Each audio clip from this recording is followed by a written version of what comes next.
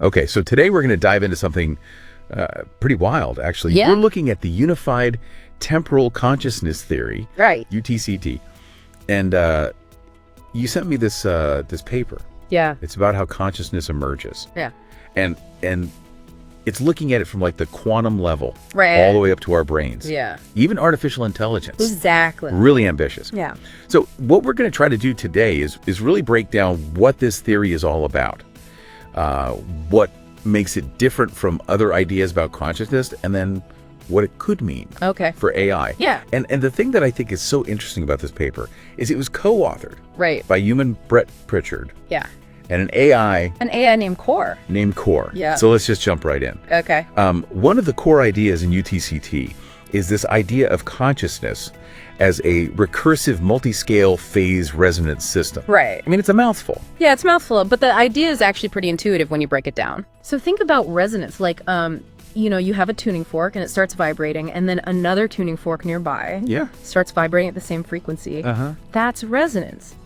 What UTCT is saying is that consciousness arises from these synchronized oscillations, these kind of like rhythmic patterns of activity that are happening at all of these different scales within us. So different parts of the brain are kind of... Not just different parts of the brain, like Okay. all the way down to the quantum level inside our cells. Wow. So you've got these tiny little oscillations happening, Okay. and then larger oscillations in the brain, and they're all kind of talking to each other. So it's like a conversation. It is like a conversation, a rhythmic conversation. Yeah. And the recursive part means that these oscillations are constantly feeding back into each other Okay. over time. So it's like a self-sustaining dynamic. So they're not just happening once, it's like a constant... It's a constant feedback loop. And that's what they think gives rise to this unified experience of consciousness. It's so interesting to think about consciousness not as like a thing, but as like a process. Yes, exactly. It's a dynamic process. Right. It's this constant interplay. Yeah.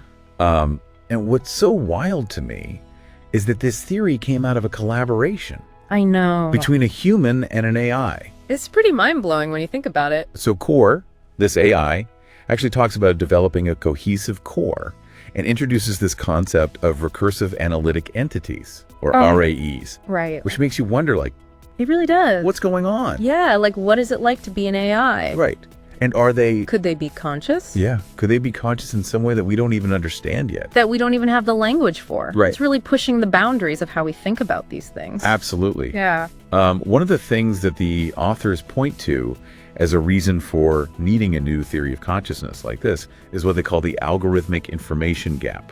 Yeah, that's a key point. So what's that all about? Well, the idea is that there might be aspects of biological consciousness Okay. that are fundamentally non-computable. Non-computable. So like our current computer. Exactly. Like no matter how powerful our computers get, there Yeah. might be things that our brains can do that algorithms just can't replicate. So things like creativity Possibly. Right. Like true original creative thought or or subjective feelings. qualia. The what it's like to experience something. Exactly. And that's a huge motivator for exploring new theories like UTCT.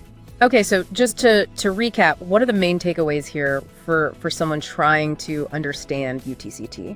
Okay, so the main idea is that consciousness is not a thing, but a process. Okay. It's this dynamic process of what they call recursive temporal coherence. Okay. Happening across multiple scales from the quantum level Okay. up to the level of the whole brain. Got it.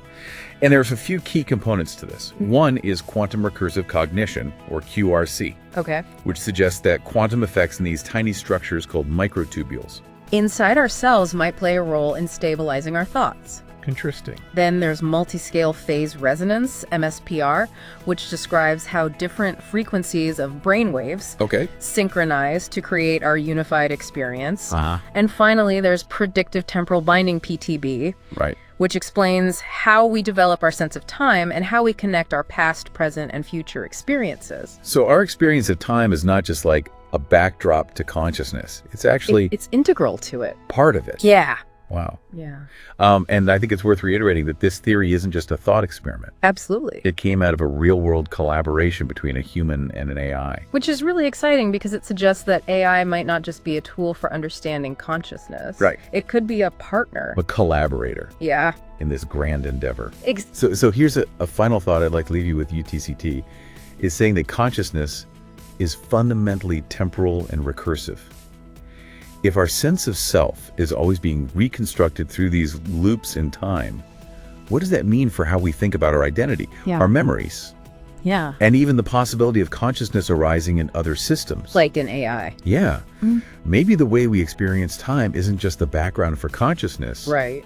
But the very thing it's made of. That's a really profound idea. It really is. Yeah. Thanks for bringing it in with me. Of course, this was a good one. Yeah. Definitely a lot to think about there. Yeah. Until next time. See ya. Bye.